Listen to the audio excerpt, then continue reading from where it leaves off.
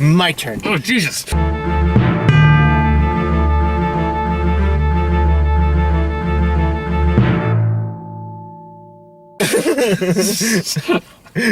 Okay, I wasn't expecting that. Fuck. I'm sorry. It's okay. Okay, and cut. Non-consensual. Anyway, We saw Battle Angel Alita. we finally saw it. Yeah, it's finally getting around to go seeing that this week. Yeah. Now, you actually prepared for this. I did. I wanted to because while you are Mike the Comic Nerd with a YouTube channel and Twitter and Instagram, I think. Ish. I update it every now and again. It's kind of one of those things I kind of fall behind. I am an otaku, though, from as early as 1993.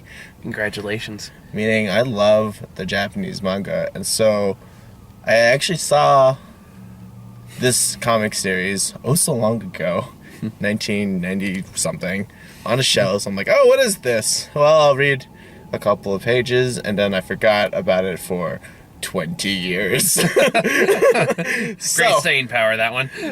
But you know what? My mom was also rushing me out of the Legends at the time, back when it was at the Valco. Oh, wow. Yeah, man. that long ago. Jesus. Anyway, so I used to go to the store all whenever I could. For those of you that don't know, Alita, Battle Angel Alita, is a cyberpunk manga. It claims to be the original cyberpunk, and as far as I did my research on it, that holds true. It is the original it claims to be the original cyberpunk science fiction story, and as far as I can tell, that is true. It is a manga that started its publication in 1990, 2 years after I was born. Wow, you actually did do a lot of research on this. Mm-hmm. All right, continue. Yeah, I'm intrigued. I'm invested. Let's get this. Here's the interesting part. This manga's still going. Yeah, I remember you mentioned that a little bit. So it is. We were It's in the theater. 1990. We're on the cusp of 2020. Do the math. Now, is that like unusual for mangas? Because keep in mind, I read mainstream comics. That's been going on for like 60 plus years. 1990. Oh, I mean, it's like okay. So American comics, think about it this way, is I feel like the biggest difference between American comics and manga is there are no reboots. You got one shot to tell your story, and if the readers think it's interesting enough, you get to keep doing it. There's a whole actual anime manga about it called Bakuman, which is a manga about making manga. Okay. It's fascinating story. It's a fascinating process because you actually do get to see the insides of how Shonen Jump works, how Shueisha works, what's it like to do a weekly release for your comic, what's it like to do a monthly release. As far as I understand, release dates. It is cold. Release dates for American comics are scheduled out very, very specific dates. Okay. For example, I know that the issue where they introduced the Civil War Iron Spider suit came out on a very specific day, and you could pre-order the issue. It was a whole thing, and it was also like $3.99 at Legends, I think, when I bought it, and then lost it.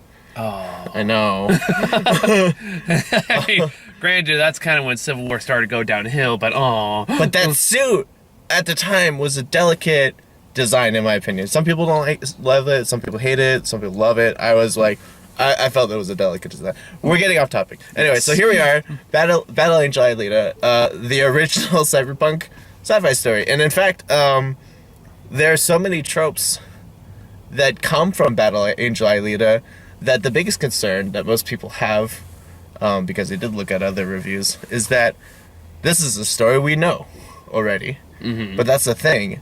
This is the story that probably did it first, including motorized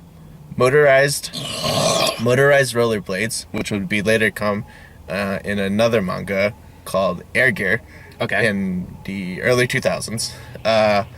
Robot arms.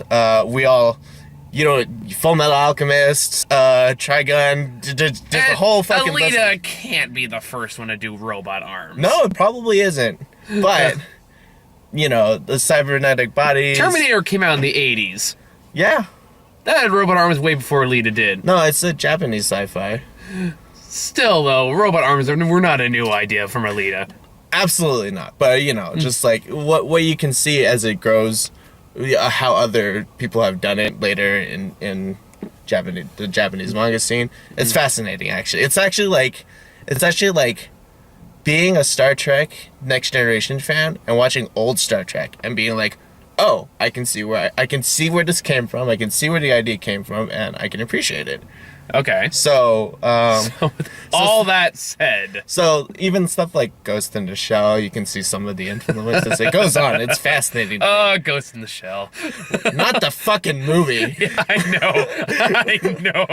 I saw that train wreck. With that in mind, prior to coming to this, I spent 3 hours studying React.js and then realized, oh shit, I have to watch this movie later today. I have no idea what it's about. I'm going to go see if I can find the manga online to read, which is incredibly difficult because it's all licensed. It's been licensed by Kodansha for, I don't know, like 99, I guess? I don't know. At least 20 years. I'll take your word for it. That's when I saw it on a shelf. Jesus. 99 is when I saw it on a shelf. And yeah, I forgot my point. You were doing research. Yeah, so I finally, it took me a long while, but I finally found the first 14 chapters, and that was incredibly difficult to do. And I will say, comparing the manga to what I just saw, there are some things where some of the dialogue and some of the lines are like, oh, this is literally out of the panel, that's kind of cool. Mm-hmm. And then some of the action scenes, I'm like, oh wow, like when she stabbed that dude in the eye. Yeah. That wasn't there. So there's a lot of brutality in the manga, and a lot of it they kept. So I'm like, oh, okay, that's kind of cool. So and another review said that this movie covers volumes 1 and 2, and then Motorball, which is 3 and 4.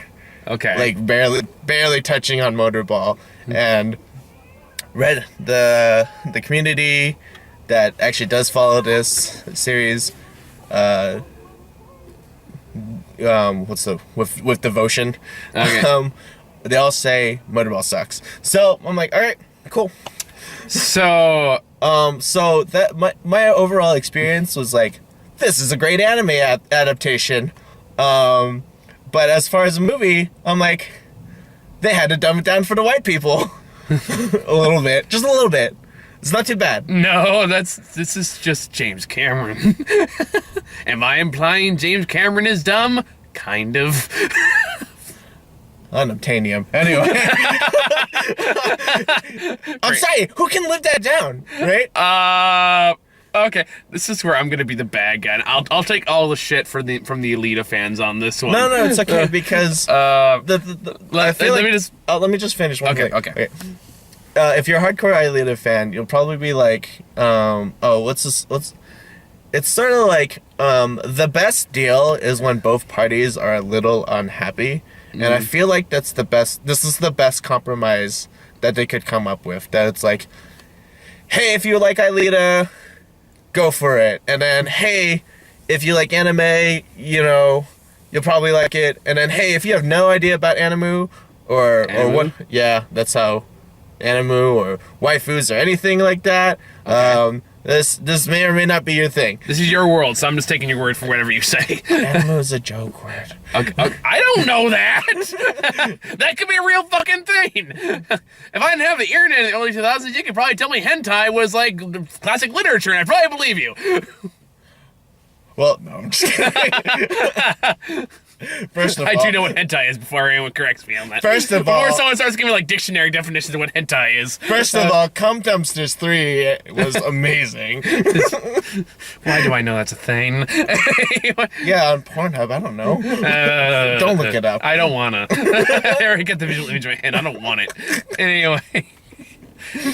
Anyway, So, Mike, I noticed while we were watching, you decided to check out throughout the movie. Not that I blame you, because the plot is can I just say my thoughts on this movie? very predictable. Go ahead.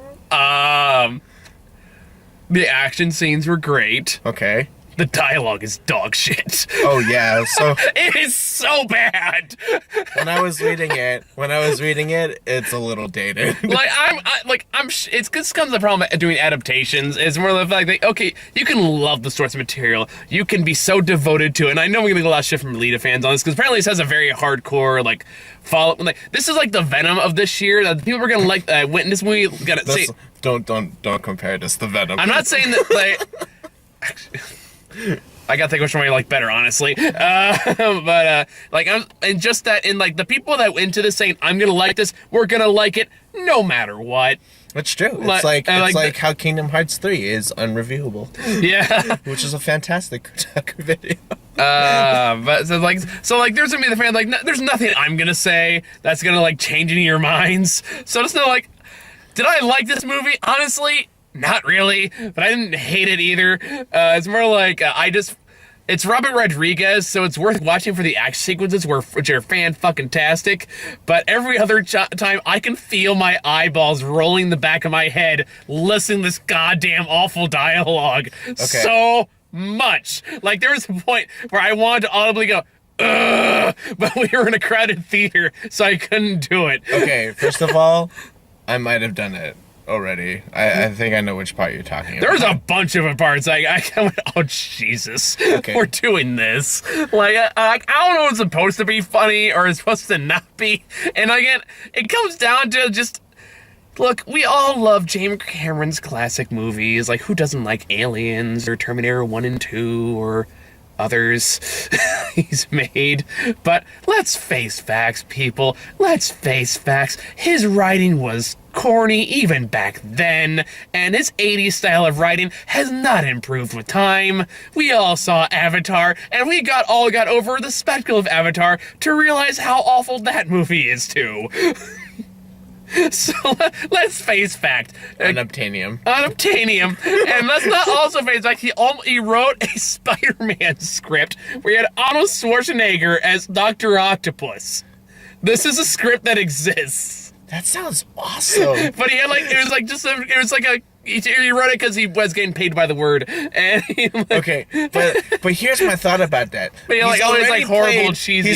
he's already played Dr. Victor Freeze. But this was before Victor Freeze was a thing. I know, but after he plays Dr. Victor Freeze, it's just a proof of concept that Arnold can play tragic. My point is that.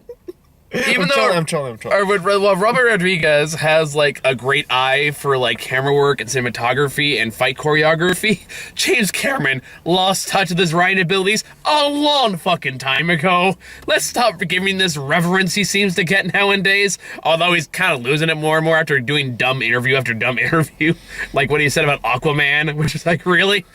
Did you hear about that? No, I didn't. That was where James Cameron's like, it was great spectacle. Wasn't very realistic, but it was a great spectacle. It's like, you made the movie about blue Smurfs. You're calling Aquaman unrealistic. I just also want to point out that according to South Park, he's just got that ocean madness. Yeah, he kind of does. He actually have a submarine? As far as I know, that was based on a real movie he did. Okay. Just checking. I thought the submarine thing was like a borrowed thing for Titanic, right? No, wait. No, he did like an actual like documentary. No, but I forgot. Did he do Titanic? Who did? Yeah, Titanic? he did Titanic. Titanic. But I felt like to research Titanic, he needed the submarine or something. This was after Titanic. I don't fucking know. Why would you need a submarine to study Titanic? I don't know, find the jewel that Rose left behind. Duh. Oh, sure. All right. And then start this whole fucking thing. But anyway, so you have the CGI, like I kind of gave shit to the CGI during the trailers, and it's still not great here. Honestly, this is a more apt comparison than Venom, but it kept reminding me of Ready Player One. Oh yeah, absolutely. Yeah, because it feels like it's the same CGI company that did this. Because it looks really, really fucking similar. But that won't get away with it more because it was all a virtual world, so you can get away with that easier. Yeah. But when it takes a while to get used to this big eye anime, completely CGI character interacting with real people, real things. It takes a long time to get over that. It's okay because in the manga she had pouty lips, and they were removed for racially relatable reasons. Okay. To which, if you see the manga, you can kind of see where they're coming from. See, I remember. But we kept the anime eyes, so I'm like, oh, okay. Yeah, I remember in the original, when the first trailer came out, the eyes were bigger, and everyone was like, fuck! And they changed it because it was too weird. See, I think I actually did notice the decrease in size. I feel like if you're gonna decrease it in size, like eyes do not go all the way to the zygomatic socket of the skull. Okay. Ooh, look, he's pulling out their anatomy homework. Yeah, fuck you. I'm just saying, if you're gonna shrink the eyes, they need to still be smaller than the zygomatic of a human skull. Yeah. I mean, I guess it's a robot, so you can do whatever the hell you want, I guess. No, but I understand that it's supposed to, in this very early bit of Alita, it's supposed to be her. It's that trope where someone's just sort of born anew. Yeah. And then rebirth and all that. Yeah, it's like a rebirth, and so she's coming into the world with a blank slate, and then the world is still messed up, and so she's still influenced by her world, and she's coming in it with a very serious case of naivete. Yeah, the fish out of water kind of story. Yeah, it's kind of like Fifth Element. Yeah, that's a fair comparison. Yeah. Except this one knows how to speak English. Wow. That was actually the plot of Fifth Element, though, right? Yeah. I just want to fuck with you. I was like, because I've never seen a movie all the way through, but I know what it's about. That's right. Mila Jovovich did not speak English for the first little bit. So fuck you, I was right. I know, I just wanted to fuck with you. Alright. It didn't really work that time, it made me more confused. Anyway, gaslighting. But anyway, so yeah, let's get this one out of the way, because this is, I think, this is the point everyone agrees on. The boyfriend is crap.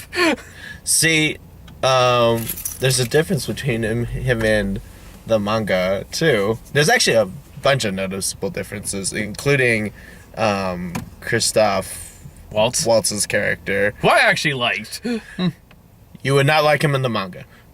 But that's I'll tell you why later. Okay, we'll go for it. Fair enough. It's more like Christoph Waltz just has enough natural charisma and charm that he can make this dialogue work for him, even though he's talking about like, I'm a bounty hunter, or no, it's I'm a hunter warrior. Yeah, I mean, as he carries around this Django Bard, like this fucking giant like Reinhardt hammer around town. Like I am a hunter warrior. I am here to go get a bounty on your head. And now you know where Overwatch got it from. I mean, it sounds like it's a lot of work to get it. Like, hey, what about the giant hammer? Put a rocket on it. So in the original manga, the original comic, Dr. Ito, still a white man actually, so good for them. Yeah. I guess. So Dr. Ito discovers Alita in the scrapyard, which was, I actually really enjoyed how accurate they kept that and how they depicted the difference between everything. And so Dr. Ito is actually a little bit creepier in the manga, and so less father figure and more like Dr. Frankenstein. No, it's more like so basically his motivation is it's fatherly, but at the same time he's trying to mold her into his ideal woman. Creepy. Yeah, see? Yeah. And so he always uses this he has this depiction of her in his mind where he has this infatuation of her being his perfect little angel that doesn't do violent things, and it's just sort of like, it's sort of kind of cool because like that's the 90s. It's sort of like the very beginnings of what would become modern feminism. See, it's interesting you say that. For one thing, I guess this movie actually has a pretty wide female audience, which is great. Honestly, I think that's a good. I haven't even got to the boyfriend. Oh no, we'll get to the boyfriend. Just like going back to Christoph Waltz though, he's saying that make an ideal woman. Now I just have this really creepy image of Christoph Waltz going, like, having her at the table. She's like, can we give her larger breasts? Can we have her sit on her knees for a long period of time? It's like gross. I don't want that image in my head, but it's there now. I don't think Ito in the manga ever has like. Okay, you say ideal woman, it kind of comes off as like. I know, a weird, but it's not sexual. Though. Oh, okay, it's so like I missed that context. It's she's supposed to be demure. What does that mean? To 1950s woman. Okay, got it. All right. Don't talk when the man is talking. That kind of shit. Gotcha. Okay. Yeah, very non-progressive. No, not particularly. No. So, but it's not sexualized though. It can come off as sexual. It's creepy though. It's still creepy regardless. He's not. They did a big. I like to change. Is the point? I like to change. Okay. No. With that context, I like it too. So. But let's talk about the boyfriend. Yeah. So in the manga, in the comic, he's supposed to be malnutrition, underfed, and underweight, and under average height, because the whole point of the Iron City is that it's supposed to be such a like poverty and desolate, poverty-stricken place that nobody can develop to their full potential, which is why this idea of getting to Zalem is just sort of like it's like it symbolizes like opportunity and freedom and like food. Yeah. But nah, in here, nah, man. He is this ripped, hardcore bad boy. Yeah, he's got abs. He's got abs and like a chiseled body, and he shows it like, hey, I'm gonna show you how to play the sports ball. He's got a jawline. He's got a jawline, and he has like the worst dialogue. And like the only thing you're the most human person I've ever met. That was my groan. What does that mean? As if you look at a person and like, you're not human enough for me, nor are you, human person. You, cyborg woman, you're just the right amount of human. But hang on, this is quoting you. Okay. My previous ex-girlfriend can be considered inhuman. So maybe that's what he means. I'm not defending him. This awful dialogue. I agree. And that's what they used in the trailer. It was like in every trailer, that dumbass line. Yeah. No, it's okay. If you think that the way you feel about that line is how I feel about staring at Gypsy Danger's heart without lead shielding. At least I can get behind that, because I feel like lead shielding. I feel like that movie wasn't trying to take itself that seriously. This one plays it dead fucking straight. That's sort of the problem. Yeah. With the story coming out nowadays, is that it is a very serious story. It's a story actually about growth. And in its entirety, it's sort of this growth of this young woman who's had a like the restart button hit on her life. Yeah. And there's a whole bit of adventure over 9 volumes of this shit, apparently. That's just for part 1. Of course. They got up to Mars, apparently. Because why not? No, literally, I mean, I believe you. No, there's a thing, it's called Battle Angel Alita Mars Chronicles. So, I mean, sure. They get to Mars, I guess. Get to Mars. I'm only on like chapter 14. I don't know, man. It was hard to find just that much. Fair enough. But yeah, what was I gonna? I lost my train of thought. Yeah, I mean, like, there's a good, like, it doesn't really matter if the story's been done before, because every story's been done before. It really just boils down to the execution. Like, if they just took another pass to the screenplay, I probably would like this movie a lot better. Like, honestly, my problems with the movie aren't with the events or the characters necessarily. Oh, okay, with some of the characters. It's just the dialogue and the way the people act in this movie is so fucking corny. And it doesn't know it's corny, which makes it worse. That's the symptoms of the 90s, buddy. But it's like, there's no excuse not to change that now. It's been like almost 30 fucking years, all right? Well, according to their universe, it's 2563, so... That's even less of an excuse. Which means, hang on, we have 200 years before their war begins. I don't know, man. Well, it's gonna beat global warming. Hey, man, we're gonna get to Mars first, okay? I'm holding up before we get in the fight in the moon. Oh. I don't know, man. Let's not. But because I've got some movies where I've seen like, okay, it's been a done to death storyline, but I like the characters, I like everything that's going on, so I'm willing. Like, you can still make it work. You can still make it feel fresh. You can still make it at least feel fun. I did have some fun with the movie. Like, I admit, I like the action sequence. I thought that was really solid. I gotta say, there was something really satisfying when they're playing Moneyball, and she definitely knows she's getting murder attempted at, and she just like chucks a ball at a dude, and it hits him so hard, his like fucking head flies off. Actually, I think that one was a she. There was another one. Oh, there was another one? Well, no, I'm talking about the guy whose head that she knocked off so hard that he, like, it's just on the track, and it's just like, oh, I'm ahead. This sucks. Okay, yeah. No, that sequence is really good. And I think it's Robert Rodriguez directing it, so it still looks great. I'm just gonna say, is this the best, like, is it the best manga? Is it this the best anime I've ever read or anything?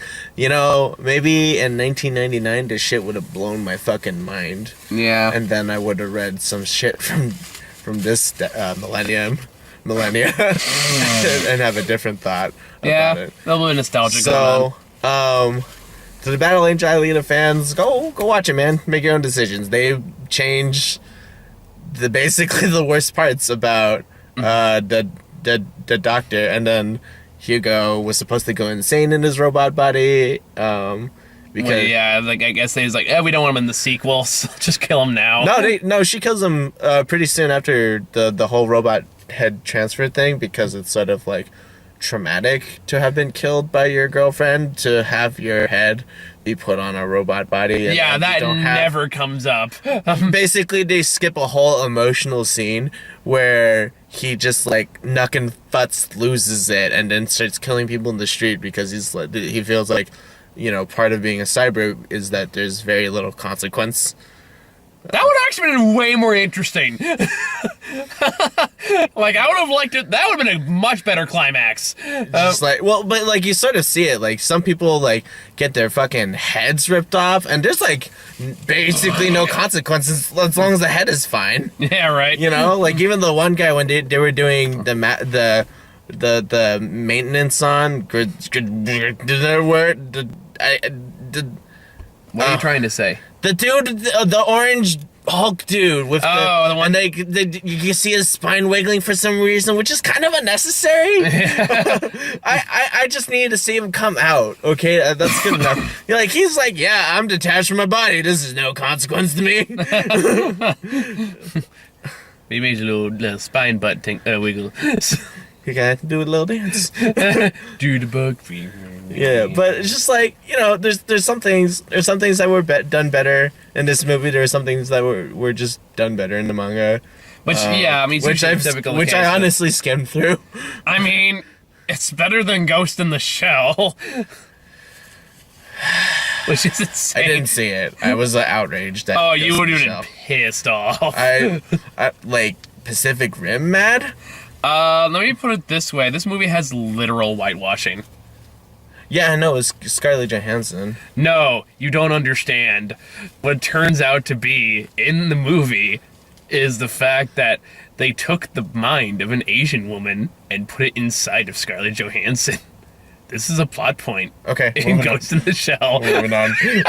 Me and Ron saw that and we're both like, wow! Wow! Okay, we're moving on. I just felt a huge spike in my blood pressure all of a sudden. I told you, man. Hold up. I need some air. Oh, shit. Okay. What? Okay. I'm okay. Yeah, we were surprised, too. I did not know that. Or maybe I did know that, and I hid it in the back of my mind. They kind of glance over that. Anyway, I really don't have much to say about this movie. It's clearly setting up for a sequel, and if you don't like that it's setting up for a sequel, then talk to the MCU. I mean, wait. Like, I mean, every movie's sequel baits nowadays. It's more like, have you earned the confidence to bait for a sequel? Because even Iron Man did the baiting thing as a pipe dream. They didn't even know they were going to do that yet at the time. What did they do for Iron Man? That was the after credits scene with Nick Fury. I want to talk about the Avengers Initiative. Oh, I thought that was a joke when they did that. Yeah, it kind of was. Gotcha. It just by pure dumb luck, it turned to reality. No, because what clearly happened was the Marvel executives were like, wait a minute, we're actually getting money thrown at us for this. Pretty much. More or less what happened. We can fund our shitty comics that are on a Wednesday release, I think. Because I just remember back then, having Tony Stark appear in The Incredible Hulk was a huge fucking deal. Yeah.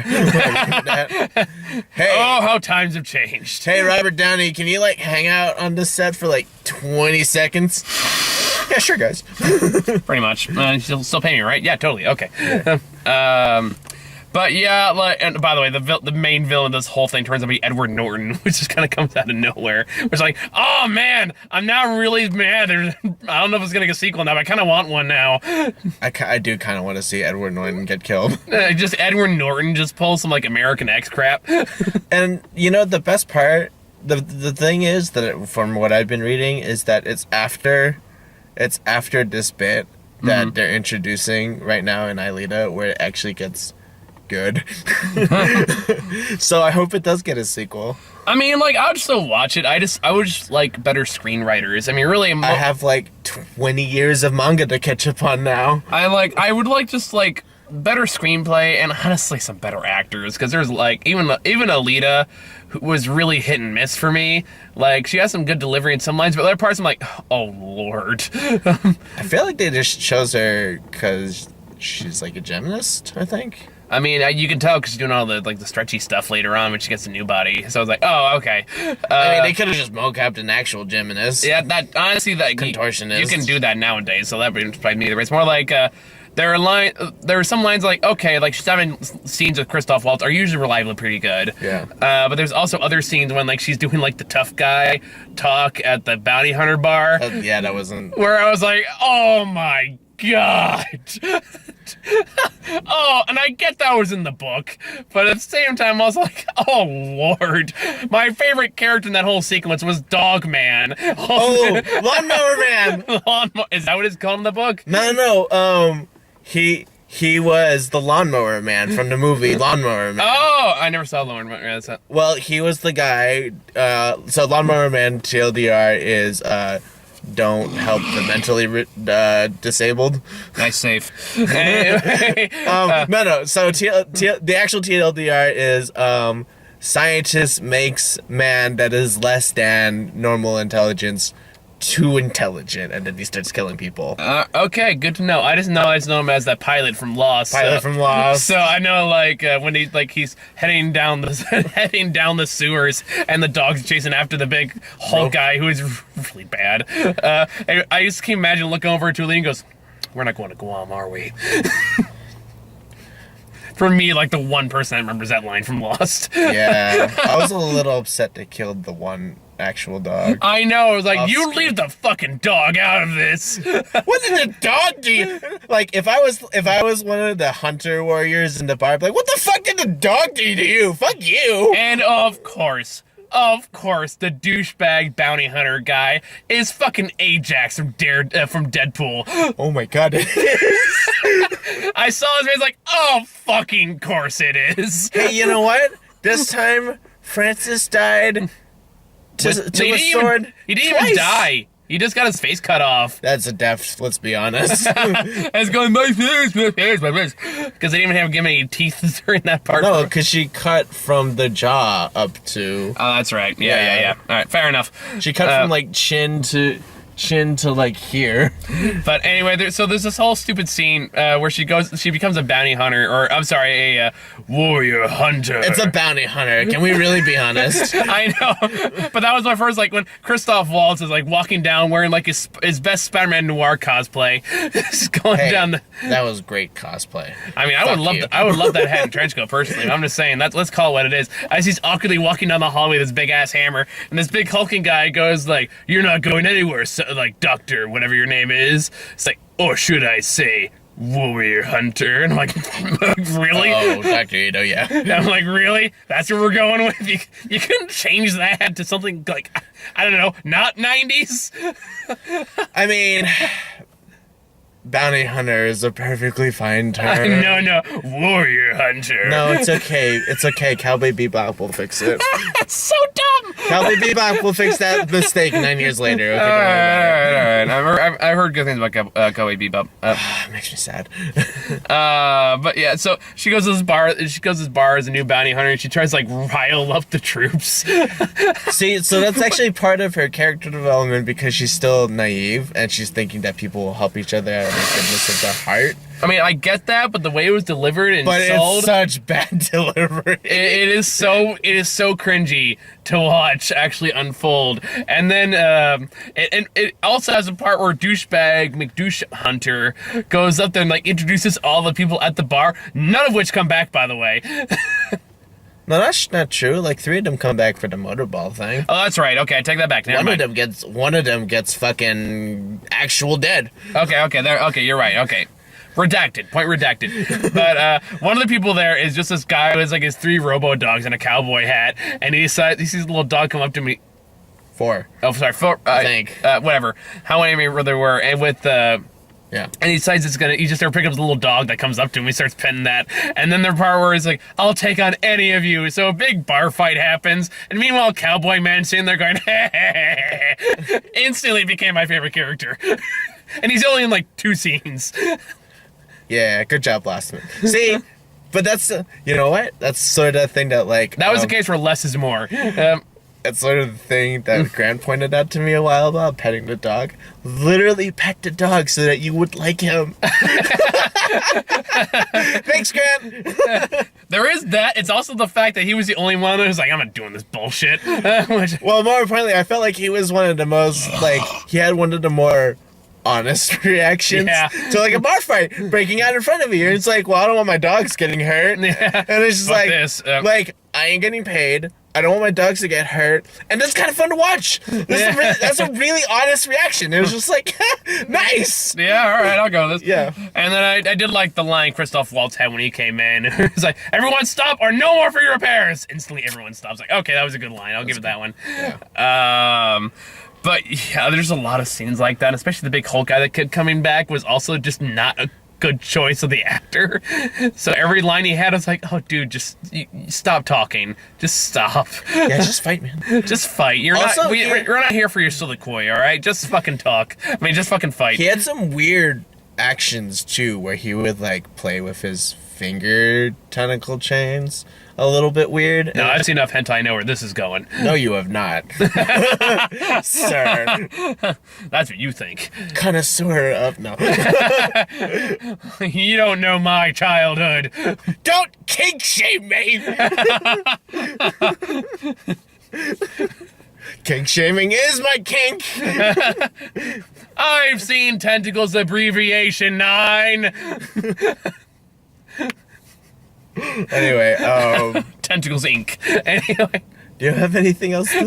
Not really. That was all. I just wanted to point out how just bad this honestly, my problem movie are like 90% dialogue, honestly. So if we just had a better screenwriter, I'd probably be much more okay with this film. Yeah, if they took the dialogue from the manga and updated it to 2019. And honestly, just because the boyfriend is such an annoying, bad acted character, and the fact that he's so prevalent through so much of the film, that really does detract from a lot of it. I feel like the problem with him is that his death is supposed to teach her a huge lesson. But she just dies in a tragic... no! He just kind of dies. It's like, there's not room for 2 of us on the door, Hugo! Yeah. And that is so fucking James Cameron too. James Cameron does what James Cameron does Ford because he is James Cameron. Yeah, anyway. Yeah, like I would have been much more interested if it went the right, like the actually out in the book where he turns like he just becomes the main villain. Would have been a little more interesting. Yeah, it's. I mean, at least it would have shown there were consequences to his actions rather than he just dies because of his own stupidity. Well, it's also like a consequence for Alita to be like, you know, sometimes kindness is not the way to go all the time. But it would have been much more effective if I know, you murdered people. It's such a much more like effective storytelling. Yeah, it's just like, oh my god, the person I saved has straight up murdered a bunch of people. Man, I think I made a mistake. Yeah. That's not a good way to get ahead in life. Yeah, well, I mean, don't give. But I'm butch. No. Well, don't give your significant other a robot body without permission. It's okay. He was robotic before anyway. Ouch. Trailers. all right. Yeah, that was a good scene. I'm gonna pat myself on the shoulder. I'll do it. Thank you, buddy. There you go. You suffered through my nerddom. That's all right. No, it was actually interesting. So the first trailer I got was the new Hellboy trailer. Yeah, first time I've seen it. Really? Yeah, first time I've seen it. This is the last time. The last time I saw a movie with you was A couple weeks ago. Miss Bala was the last one we saw. Right, the movie that eventually made me angry at it. Yeah, you were pissed on the drive home. It was like slow burning. It was a spiciness. progressive hate, yeah. It's like slow, but it's like level 5 on the Hot Ones hot wings. All right, let's go with that. That works as an analogy. What do you think of the new? What do you think of the new Hellboy looks? It's a different actor, right? Yeah, it's the guy who plays the cop in Stranger Things. Oh yeah, it is. Yeah. Okay. I don't know. I remember the first Hellboy movie was perfectly fine. This is a reboot. Yeah. So, I mean, clearly it wasn't good then. We'll see if this one can do better. I mean, I like the first Hellboy. I've always kind of thought the second one gets more credit than the first. Like, stylistically, the second one's gorgeous, but I didn't really let the story click the right way. I love the art direction in both Hellboy and Hellboy 2. Yeah, and that being said, I feel like prosthetically, I feel like less is more with Hellboy, and I feel like aesthetically? Aesthetically, yeah. Yeah, you said prosthetically. Well, because there's a lot of prosthetics on the face. Oh, gotcha. Okay. I love the Pan's Labyrinth look of Hellboy. Yeah, so I mean, it's Guillermo del Toro, so yeah. This one felt more like, well, we have to keep the design the same, but we're also kind of make it feel like the second it might be. You get what I'm saying? I can kind of get the vibe. It's like the vibe that I got. I don't know if I'm right or anything. It just feels that way. I can see your point. Like I would say, he even gets his own cricket kind of scene. It's like here's your gun. I mean, that's because that's in the books. You gotta have the gun in there. Of course he has to have the gun. Yeah, but it's just like the vibe that I got is how I felt when I saw MIB2. I guess I can see what you're saying. Why not MIB1 then? Why 2? What? Why not the first Men in Black? Because the first Men in Black was okay. I like the first Men in Black. I like more than the sequel. Yeah, I like the first Men in Black. I don't like the second one. Is my point. Okay, gotcha. I don't like the second Men in Black. Okay, I was getting confused. Yeah. Anyway, and like I think like my point though about the prosthetics is I feel like they kept it relatively simple with Ron Perlman because Ron Perlman really just had a natural face for it. He just looked like Hellboy. They just added horns. And, dyed his face red. Yeah, that couldn't have been that hard. But that's like this one. This design looks much more busy, and I feel like it's gonna make it hard for the actual actor to move his face. Which I feel like the sideburns feel really out of place on the guy's face. Yeah. Like if it's a younger Hellboy, like sometimes less sideburns is more. Like you can have the sideburns, but they don't have to protrude, right? They don't have to be exaggerated. They can keep the point, but it feel more natural. You know what I mean? Yeah. Yeah. No, I hear you. And and nothing I'm also, I don't know, I'm just worried about Hellboy, the new Hellboy in general. I want it to be good, but it feels like it's trying to be like the first Hellboy a lot, so why not just make it another Hellboy movie that's a sequel to the other two? So here's what I think is happening, right? Okay, so we had Hellboy 1 and we had Hellboy 2, and then they learned their lesson by not making Hellboy 3 because I'm paralleling Spider-Man, by the way. So we're going to skip ahead and do Hellboy the reboot, which will get a second movie. And then we will reboot it the third time when we finally get it right. I mean, Guillermo del Toro wanted to do a third one, so I don't know why exactly it didn't happen. I guess they just really didn't want Ron Perlman for whatever reason. Even though it just looks like they're just trying to make Guillermo del Toro's first Hellboy movie, so it's like, I don't know what they're doing. And then, like, without even interesting characters, or, like, interesting designed characters, I mean, like, nothing stood up like... Boy? No one stood out like Abe in the first movie. Yeah, Abe. Like, dude, Abe's awesome. You don't mess with Abe. No, I didn't remember. But in this one you have... I didn't remember his name. This one you have, like, girl with dreadlocks and Asian man with scars. Oh, Daniel Day-Kim? Yes, that guy. Yeah.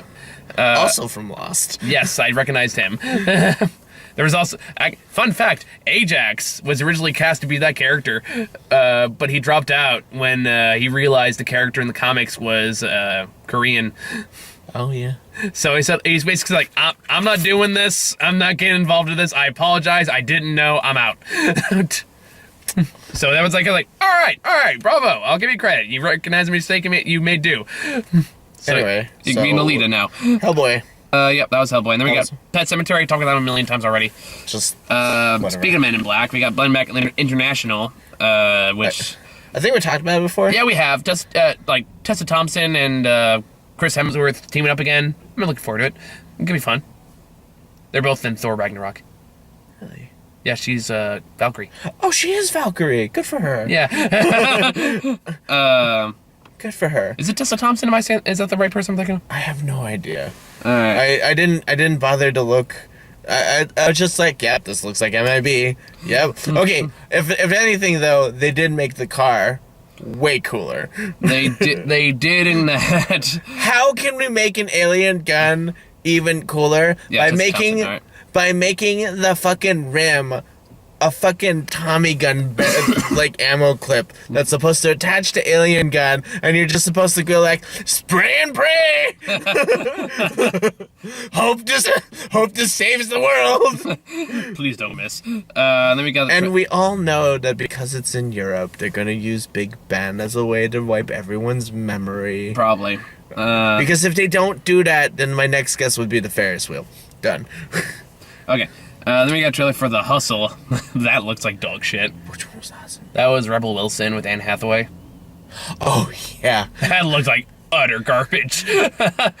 I felt like they were like, all right, we got Anne Hathaway. Now we need someone really annoying to hang out with her, and all the truly annoying people were like, I don't know, I feel like I have self-respect. And then in came Rebel Wilson. I'll play ball. I need to eat this month.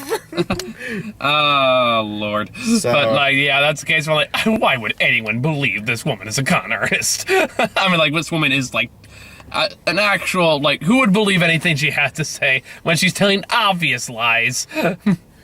that's true. Like, she's... Maybe she's just supposed to be such, like... never mind, I don't really care. Fair enough. What was next? Well, we got Us, we talked about before. Right. Godzilla, still psyched for that one. And then we got Tolkien. Right. I just want to point out for Godzilla, if the ratio of the movie is an hour and 30 minutes of humans and then 45 minutes of monsters, I will take that shit. Yeah, I mean, it has, like, 3 of Godzilla's, like, biggest rogues gallery in there. No, but I can totally see that they're going to shove it into, like, 30 minutes because we don't have know to about care that. about the humans! Humans! Well, as long as they're more interesting than Aaron Taylor Johnson, I'll be fine. I don't know, man. It's just like WALL-E all over for me again, okay? The robots are cute and the humans came and fucked it up. I like the humans in WALL-E. Fuck you! Jesus, all right. I didn't mean that. So that was good. Do, do, do, do. That's Up. No! We don't talk about Up in this car. I don't need those tears tonight. Oh, but the new Pixar short.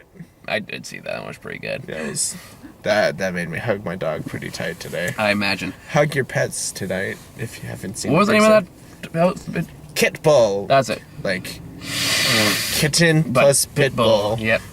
The kitten who looks like a collection of those little balls from Spirited Away. Yeah, actually. Anyway, then we got Tolkien was oh, the story about J.R.R. or J.R.R. Tolkien.